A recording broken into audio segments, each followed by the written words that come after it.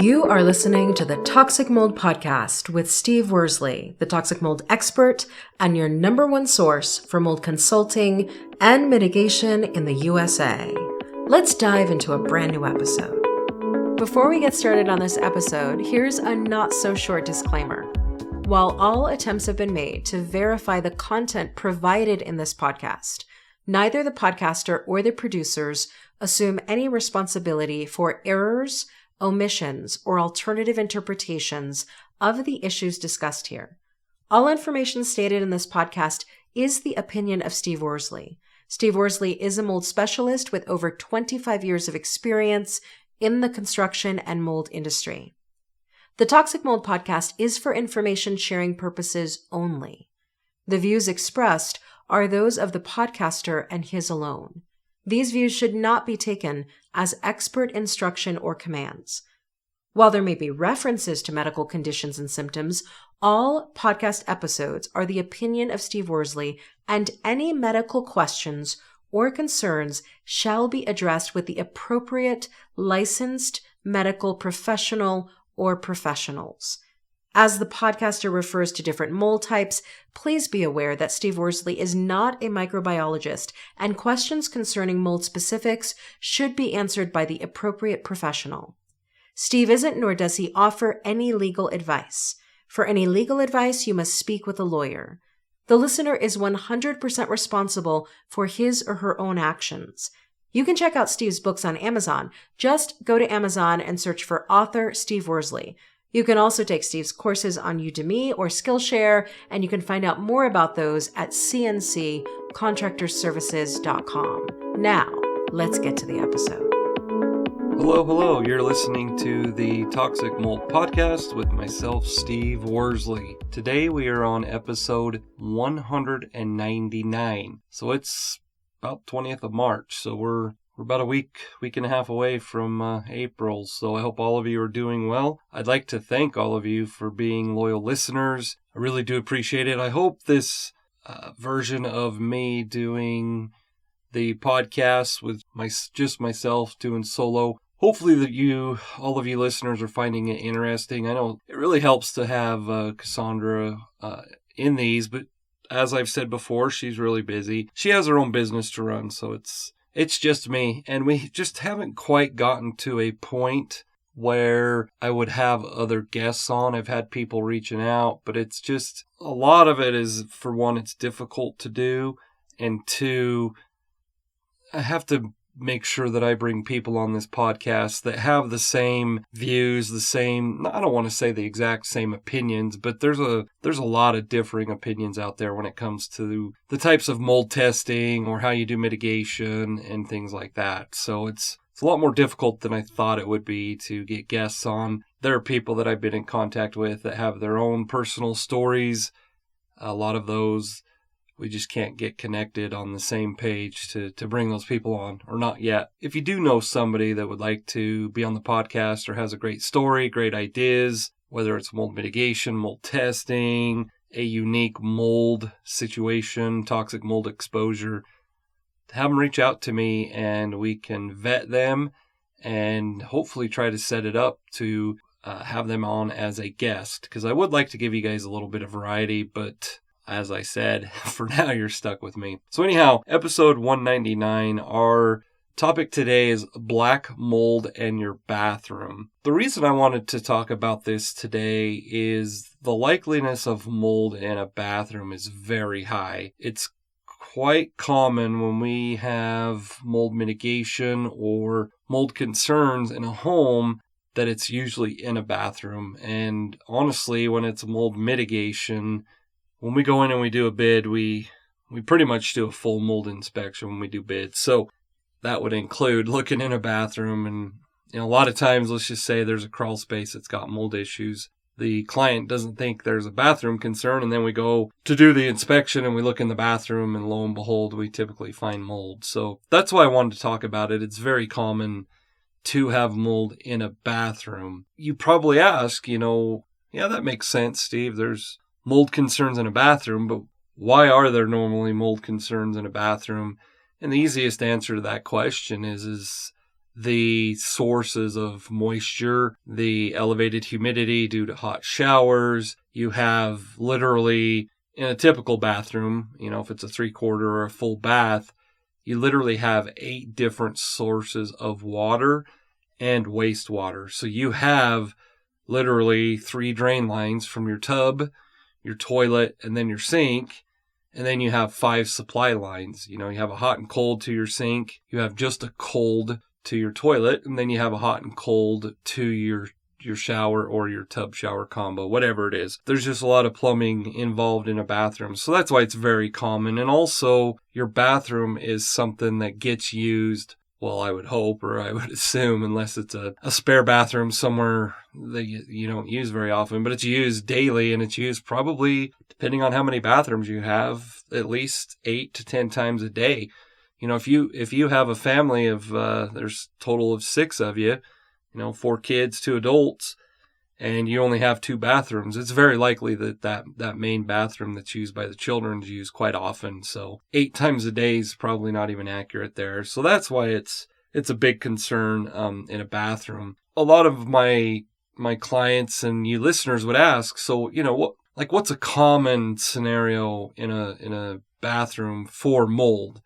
And one of the biggest and most common scenarios, the biggest problems we see, the most common scenarios is typically in a remodel.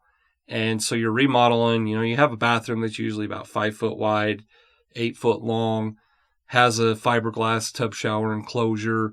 It's usually one piece. You typically don't mess with that.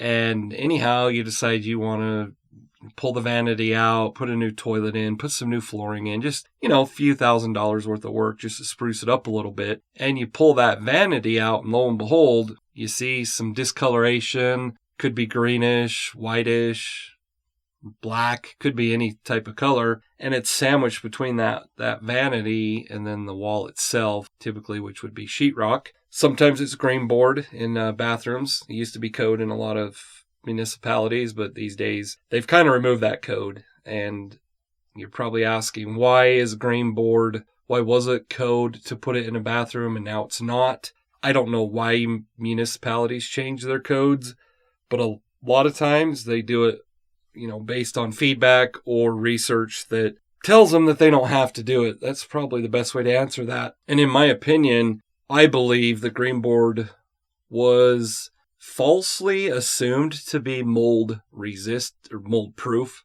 It is mold resistant. It's green board. But I think a lot of people thought if they put it up that there's no chance to have a mold in a bathroom. And that's not true at all.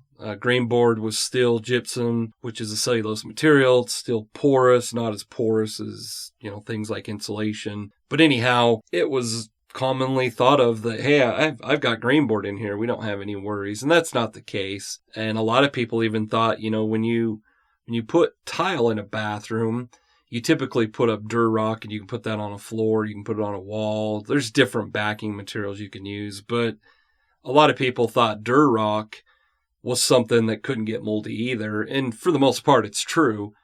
But on the other hand, not everything in the bathroom is a non-porous surface like Durarock. So, I think going back to what I was saying, I think the reason that a lot of the municipalities removed that code for green board was simply due to the fact that it really didn't prevent mold. Yes, it was mold resistant, but you were still having mold issues. And honestly, I've seen active or viable, however you want to word it, I've seen viable mold growth common. It's very common on green board. The misnomer that it was mold proof was not true. So anyhow, that's probably the most common scenario we see is you pull that vanity out and then you have mold on that sheetrock, and it was essentially sandwiched between the back of the cabinets, which is typically just a real thin piece of whatever type of wood material that they use, and between the sheetrock itself. So you couldn't see it until you pulled that vanity out. And I'm sure you're asking, so what do? We found this mold after we pulled our vanity out. What are we supposed to do? Well, I'm sure you're not shocked to hear me say, I hope you contact a mold specialist or mold mitigation company. I always recommend, obviously, a professional, but let's just say that, You're right in the middle of your remodel. Your contractor says, hey, I could take care of this. This is just mold. We can just spray it.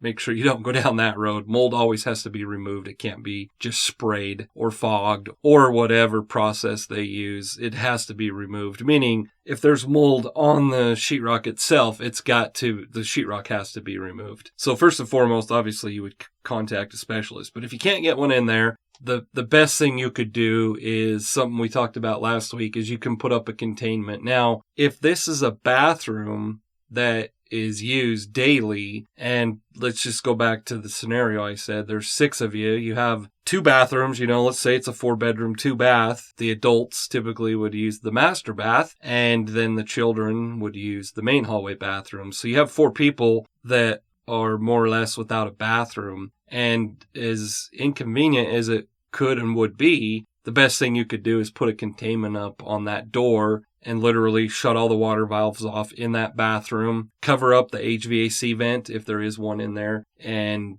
let those four children, as much as it would pain you, have them use your bathroom. Because if you're coming in and out of that bathroom and you think that you just can put plastic up on the wall, it's very likely that that contaminated airspace is going to contaminate the rest of the house. So you need to make sure that it is dealt with properly. Does that mean you always have to get a mold specialist in there no matter what? No. As I've told you before, I always recommend it, but per our certification standards and per the EPA, if it is smaller than 10 square feet, so remember, 10 square feet, that is not much. That is literally just bigger than a 3x3 area. So that literally would mean the size of a window in a bedroom is larger than 10 square feet. Keep that in mind, that 10 square feet isn't much, but the EPA does tell us that if it is smaller than 10 square feet, you can do it yourself. You're probably asking, well, okay, so Steve just said we can do it ourselves. I'm not telling you you can. I don't think you should. But per the EPA, they're saying that we can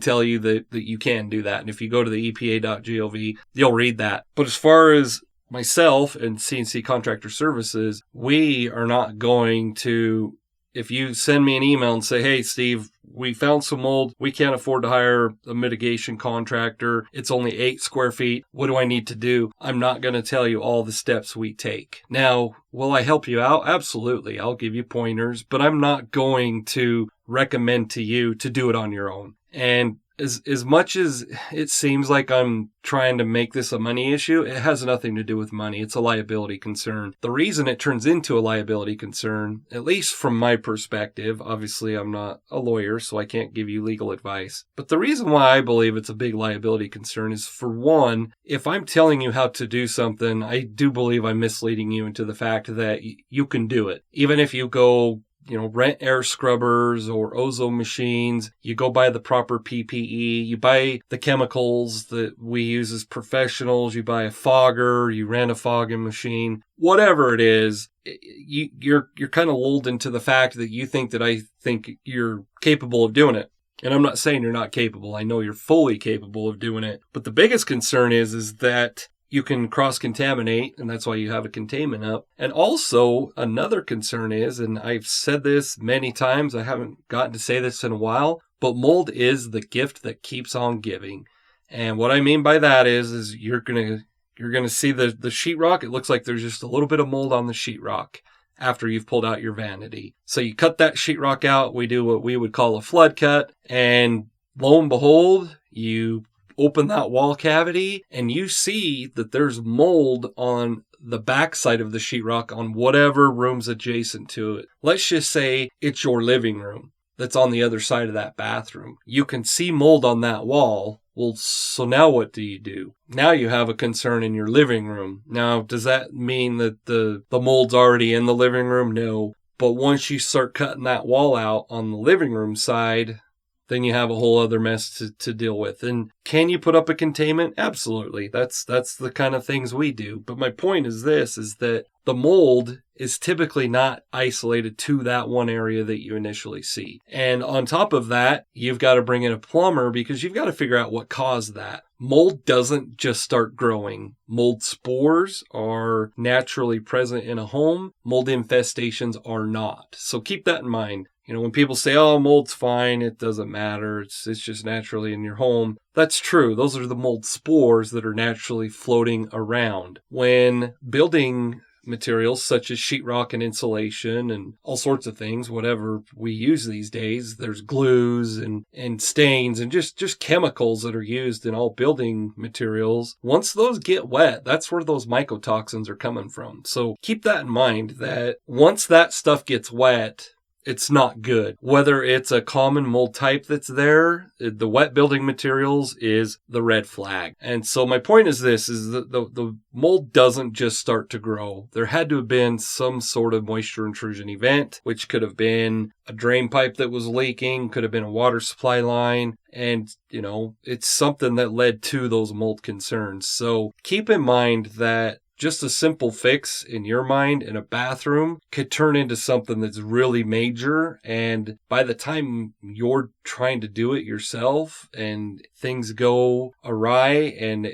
nothing ever goes as planned, or for the most part for us as professionals, a mold mitigation job is typically never what we can see visibly when we do our estimates. At the end of the day, it's going to be a lot worse than what you thought. So keep that in mind. But going back to mold in your bathroom, there's other situations that could cause mold in your bathroom. You could have a teenager that loves to take hot showers, and if you don't have a instant water heater, typically that's about the only thing that'll give you endless hot water. But if you have a water heater that's a 40, 50 gallon tank, typically that teenager literally drains that tank. They don't turn on the fan in the bathroom. And even if they do, it's really steamy and foggy in there. And they do that daily. That can cause mold concerns. Another hot spot for mold in a bathroom is obviously the toilet.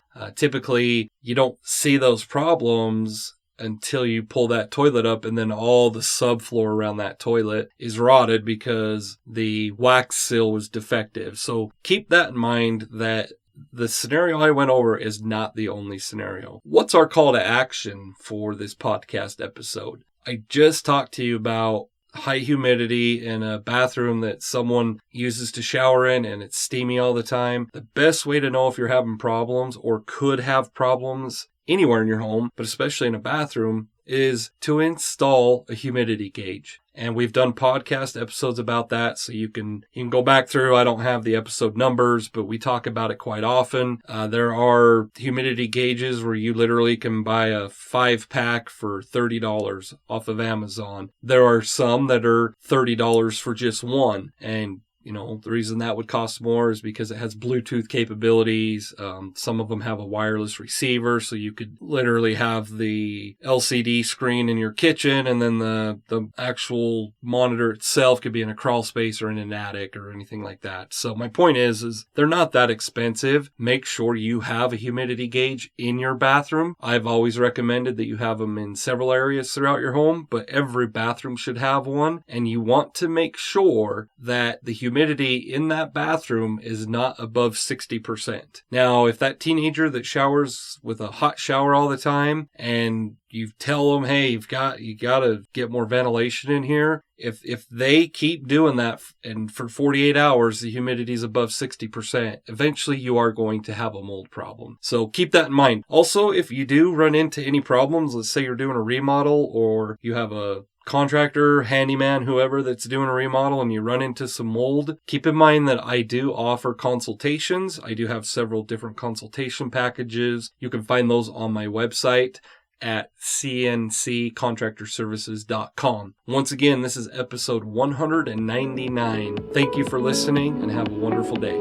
Thank you for listening to this episode. Make sure you go to our website at cnccontractorservices.com and sign up for the mold investigation checklist. Again, go to cnccontractorservices.com and get your free mold investigation checklist today. You can also, on cnccontractorservices.com, find out more about Steve's courses and books and consultations.